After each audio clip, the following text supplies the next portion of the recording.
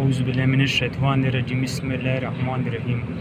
السلام علیکم میرے دوستو، اپنے چینل میں آپ سب کو خوش آمدید کہتا ہوں۔ آج کی اس ویڈیو میں ہم بات کریں گے فعل کی اقسام بلحاظ زمانہ۔ زمانے کے لحاظ سے فعل کی 3 اقسام ہے: فعل ماضی، فعل حال، فعل مستقبل۔ تو چلو شروع کرتے ہیں۔ سب سے پہلے ہم بات کریں گے فعل ماضی۔ فعل ماضی کیا ہوتا ہے؟ یہ وہ فعل ہے جس میں کسی کام کا کرنا یا ہونا گزرے ہوئی زمانے میں پایا جائے۔ مثلاً عفان خط لکھ رہا تھا، بچہ دودھ پی چکا تھا، اسلم لاہور گیا تھا، وغیرہ۔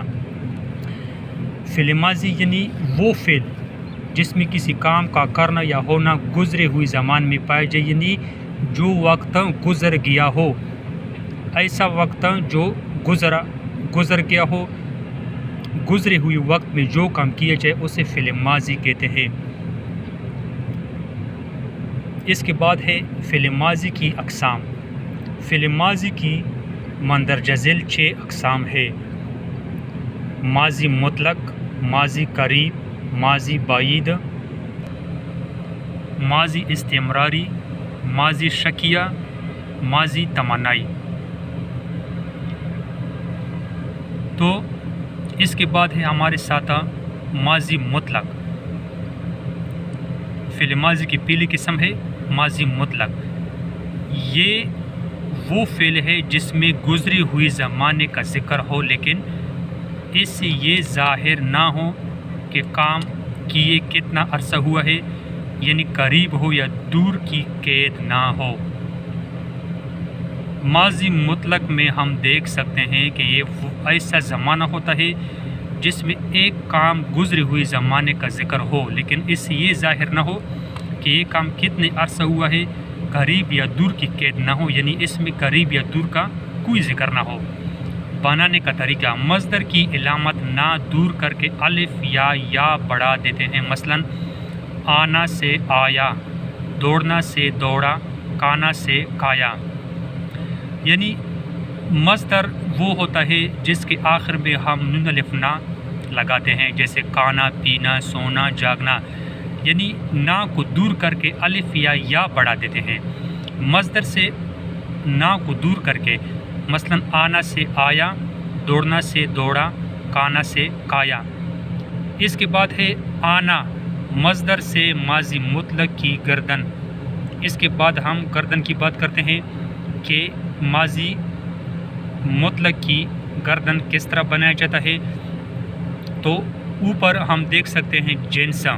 جنس میں ہمارے ساتھ 2 چیزیں ہیں: مذکر، مؤنث۔ تو سب سے پہلے ہیں واحد غائب، یعنی جو شخص موجود نہ ہو۔ مثلاً وہ آیا، مذکر میں ہم کہہ سکتے ہیں وہ آیا، مؤنث میں ہم کہہ سکتے ہیں وہ آئی۔ یہ واحد ہے۔ اس کے بعد ہے جمع غائب، یعنی ایک سے زیادہ اشخاص ہو۔ مذکر میں ہم کہہ سکتے ہیں وہ آئے، مؤنث میں وہ آئی۔ اس کے بعد ہے واحد حاضر، یعنی ایک شخص کا ذکر ہو، وہ حاضر ہو، آپ کے ساتھ آمنے سامنے مخاطب ہو۔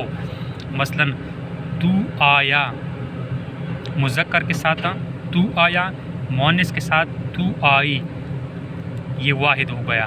جمع کے ساتھ تم آئے، مذکر، مؤنث کے ساتھ جمع حاضر تم آئی۔ تیسرا حصہ ہے گردن کا واحد متکلم۔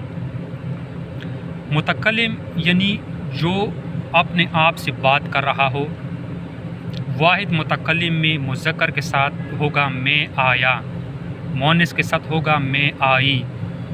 جمع متکلم کے ساتھ مذکر کے ساتھ ہوگا ہم آئے، مؤنث کے ساتھ آتا ہے ہم آئے، یعنی مذکر، مؤنث، جمع متکلم میں ایک جیسے ہیں۔